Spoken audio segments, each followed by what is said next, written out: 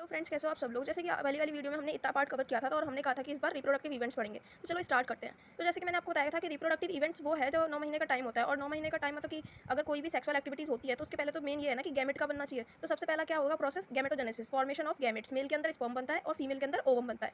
Second process क्या है, insemination. Insemination का मतलब क्या होता है, ट्रांसफर ऑफ स्पर्म। स्पर्म का ट्रांसफर रिप्रोडक्टिव ट्रैक में, फीमेल के रिप्रोडक्टिव ट्रैक में जब भी कोई सेक्सुअल एक्टिविटीज होती है तो जब स्पर्म जो होता है वो फीमेल के रिप्रोडक्टिव ट्रैक में जाता है उसे हम इंसेमिनेशन बोलते हैं। अब जैसे अंदर चला गया स्पर्म तो फिर फर्टिलाइजेशन होगा, फर्टिलाइजेशन होगा तो क्या होगा, फ्यूजन होगा जिससे जाइगोट बनेगा। और ये जाइगोट जो होता है वो यूनिसेलुलर होता है, तो उसका माइटोटिक डिवीजन होता है zygote to form multicellular. Unicellular से मल्टीसेलुलर बनने के लिए माइटोटिक डिवीजन होता है, ठीक है, जिसे हम फिर ब्लास्टोसिस्ट बोल देते हैं। एक ऐसा स्टेज आता है जहाँ पे ये सेल मल्टीसेलुलर करते करते ब्लास्टोसिस्ट बना लेता है। इम्प्लांटेशन क्या होता है, इस ब्लास्टोसिस्ट का प्लेसेंटा से यूरिनरी ब्लॉडर यूट्राइन बॉडल से अटैच होना, यूट्रस से।